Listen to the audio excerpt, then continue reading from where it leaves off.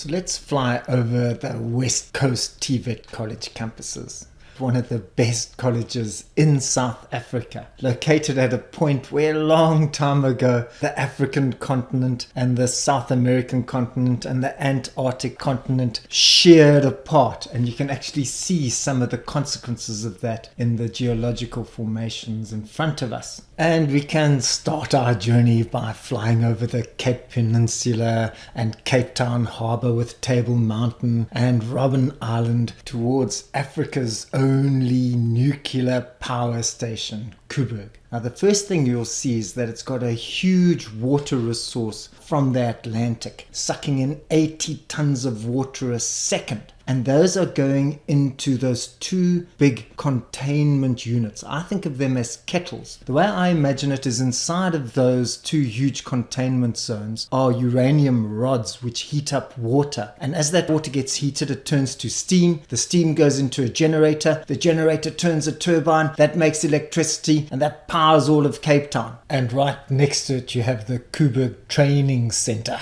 with its two training control room simulators to ensure that when you practice how to run Koeberg, you don't make expensive mistakes. And about 23 kilometers from Koeberg, you have the town of Atlantis, the failed apartheid urban experiment where they designated the area as colored in our strange apartheid terminologies and tried to encourage people from the Cape Flats to come move to new houses here, new infrastructure, new electricity, new jobs with big factories being set up. And what happened was a whole lot of people bought into this and moved to the town, only to find their hopes dashed as the factories that arrived started to close down, huge unemployment, massive gang problem, big drugs over here with tik. So it's become a very dysfunctional zone. But recently they've turned it into a special economic zone, those geographically designated areas that are set aside for targeted economic activities. And over here it's all about green tech, wind turbines, solar panels and green buildings. And it's in the industrial zone that you have our first campus. Now in the 1980s it used to be the Atlantis Technical Institute, and then in the 90s it became a part of Protea College, and in 2002 it was taken to form a part of West Coast College. And it's really a construction campus. You can do trade tests over there, you can do electrical engineering and related design, and then a combination of business management and financial management. And we're doing a radical pull-out now over Saldanha Bay, which we'll visit later. And what you can see in front of you is the beautiful green wheat fields known as the granary of the Cape,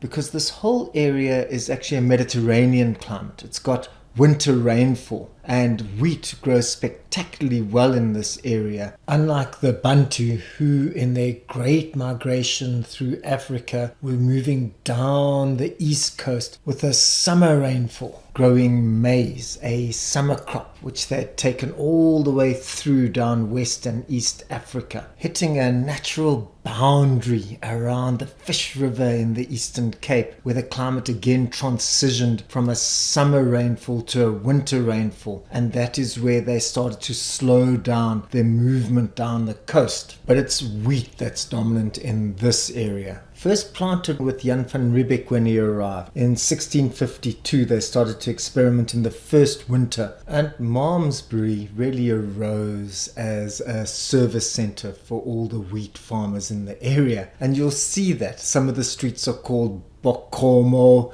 others are called Sasco, and there's all sorts of wheat mills in the area. Now that makes this campus quite useful to have as a hospitality campus. And actually they've got a state-of-the-art hospitality school where people are experimenting with making croissants and how to serve wine, all done in a beautiful new premises that was built in around about 2014. And you can also do other things like business management and HR and financial management over there, as well as skills in bookkeeping and accounting. But now as we slowly pull out of this campus, I want to fly over the new prison. It's the first post-apartheid prison. The prison built just after the end of apartheid. And they attempted to experiment with breaking it up into small pods so that the people could kind of experience community in the prison. Now, unfortunately, all the gang members who come from Atlantis don't want that. They want a situation where they can all get together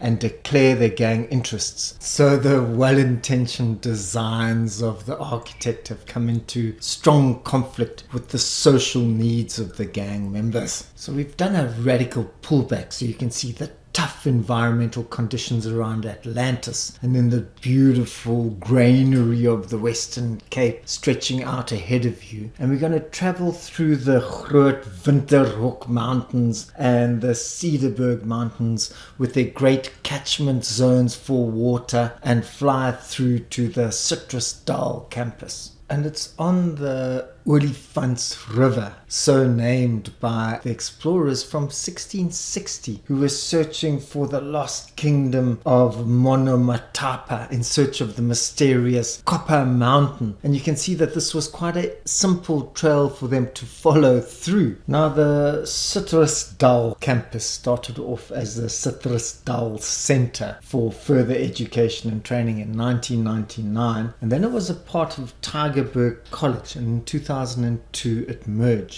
to form West Coast College. Now, what's interesting about this college is it was not made up of one central old technical college or one central school of education or college of education. It's been cobbled together from different satellites from different colleges. So it's got no real old history attached to it. It's a new identity. It's a new college with new residences, new workshops, new lecture rooms for its close to 10,000 students. Now, at this campus, you can do electrical engineering and you can do engineering and related design. And like all the other campuses, at every single campus, you can do management assistant, office administration, you can do the international computer driver's license, you can do mechanical engineering, and you can do early childhood development. So let's keep going on the same route that those 1660 explorers used to find the Copper Mountains of Monomatapa, eventually turning out to be in a keep near Springbok. Now, because of the huge mountains in the area, the Cederberg especially, causing runoff down into these plains, you have the oldest irrigation scheme in South Africa over here, the Olifants River Irrigation Scheme. And it started in 1850, although it was formally established in 1911, also using these dams, like the Clan Williams Dam, which we're flying over right now. And basically the idea was to build canals out into the surrounding plains and to farm grapes and wheat, and also obviously water use for the towns in the area.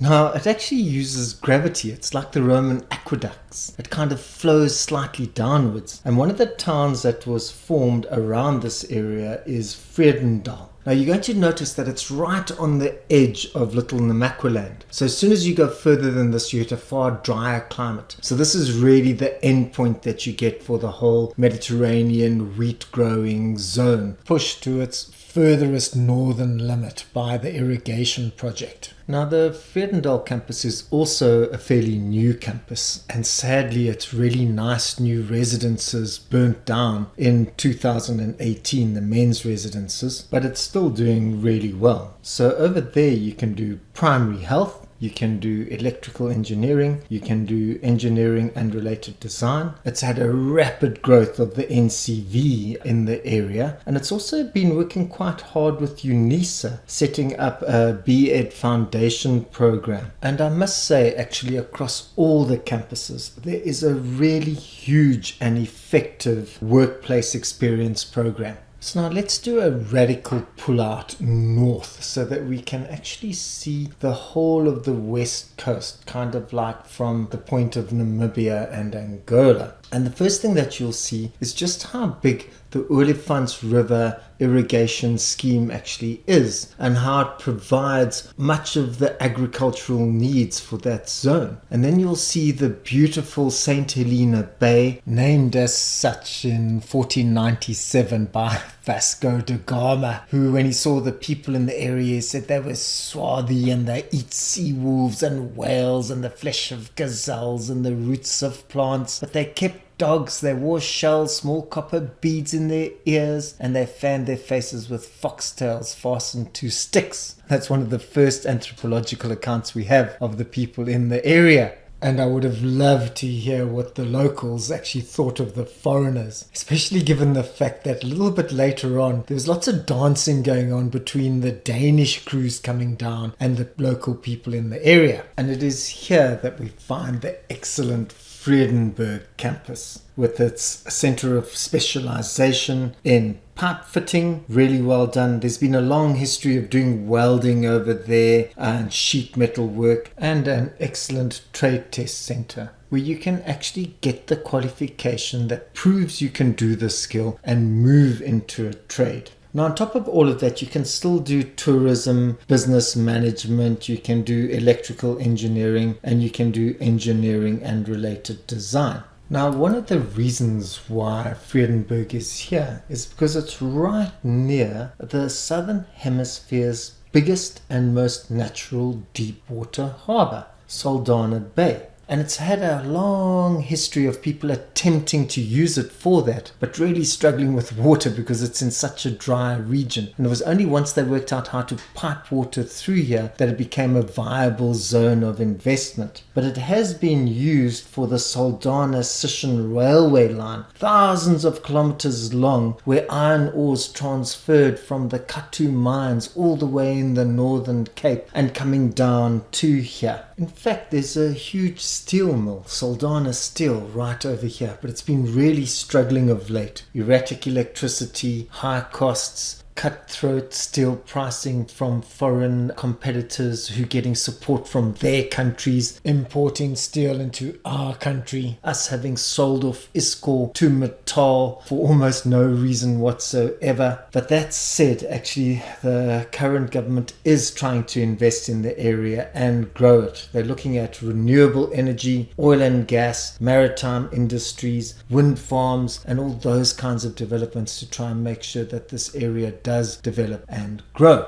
And that gives us first sight of the West Coast TVET college campuses. This excellent college with really good work integrated learning programs, great infrastructure, existing in a West Coast world where you have the Koeberg power station on the one side, the crazy and tragic apartheid dream for a colored Atlantis, the huge wheat fields on the other side, and then the Olifants River irrigation scheme running through the beautiful mountains, and then the Saldanha Bay jewel piece, which has the railway lines coming all the way through from Katu, dropping off iron ore and exporting it rather than us actually making the steel ourselves. And in all of this, we have West Coast College thriving in this environment.